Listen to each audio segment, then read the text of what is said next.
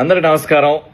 నేను మీ యాంకర్ రవి. గత ప్రముఖ కో యాంకర్, అది కూడా లేడీ యాంకర్ తనపై చేతపడి లాంటి పూజలు చేయించారంటూ రీసెంట్ గా ఇచ్చిన ఇంటర్వ్యూలో యాంకర్ రవి ఘాటుగా రియాక్ట్ అయ్యారు. వివరాల్లోకి వెళ్తే తను ఎదుగుదల చూడలేక తనని ఎలాగైనా తొక్కేయాలంటూ తనతో పాటు టీవీ షోల్లో వర్క్ చేసే తన కో యాంకర్, అది కూడా లేడీ యాంకర్, ప్రస్తుతానికి ట్రెండింగ్ లో ఉన్న పంతులతో చేతబడి లాంటి పూజలు చేయించారంటూ రీసెంట్ గా ఇచ్చిన ఇంటర్వ్యూలో యాంకర్ రవి ఘాటుగా రియాక్ట్ అయ్యారు. నేను అలాంటి పూజలు ఏమీ నమ్మను, కానీ నాకు తెలిసింది నాపై అలాంటి పూజలు కూడా చేయించారంటూ రీసెంట్ గా ప్రముఖ ఛానల్ కి ఇచ్చిన ఇంటర్వ్యూలో ఘాటుగా రియాక్ట్ అయ్యారు యాంకర్ రవి. వివరాల్లోకి వెళ్తే anchor Ravi Lasya something special అనే చిన్న షోతో, రోజుకి అరగంట మాత్రమే టెలికాస్ట్ అయ్యే చిన్న షోతో తనకంటూ ప్రత్యేకమైన గుర్తింపును సంపాదించుకున్నారు యాంకర్ రవి. ఆ తర్వాత చాలా టీవీ ఛానల్స్ లో యాంకర్ గా కూడా వర్క్ చేశారు. హీరోగా 2-3 సినిమాలు కూడా తీశారు. అవి ఆడియన్స్ ని అంతగా ఆకట్టుకోలేదు, కానీ ఆ తర్వాత బిగ్ బాస్ లోకి ఎంట్రీ ఇచ్చారు యాంకర్ రవి. తెలుగులో one of the top anchor Ravi. అప్పట్లో తన స్నేహితుని నమ్మి కొన్ని లక్షలు అప్పుగా ఇస్తే